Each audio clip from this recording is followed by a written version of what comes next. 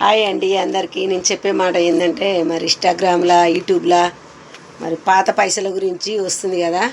ఇక నా కాడ అయితే ₹1 నోట్లు ఇవి ఒక 30 నోట్లు ఉంటాయి. చాలా రోజుల నుంచి నా కాడ ఉన్నాయి. మాట్లాడకు వద్దు.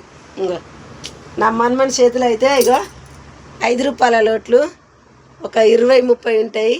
నా మన్మని చేతిలో కూడా పాత ₹5 నోట్లు ఒక 20-30 ఉంటాయి. చాలా ఉన్నాయి నా కాడ.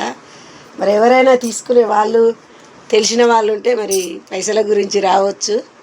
మరి అడ్రస్ వచ్చేసి మాదైతే చెర్లపల్లి ఉంటుంది, చిన్న చెర్లపల్లిలో ఉంటుంది.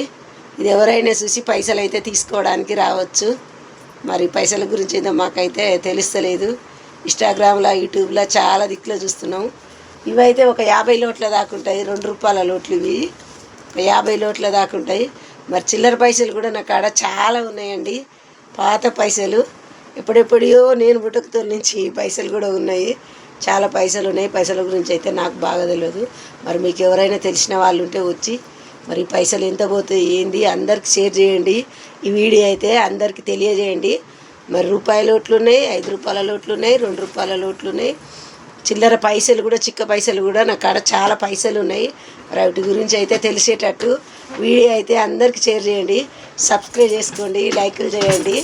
నాకైతే ఎక్కువ మాట్లాడడం రాదు. ఏమైనా తప్పుగా మాట్లాడితే క్షమించండి. బాయ్. మరి మీకైతే అందరికీ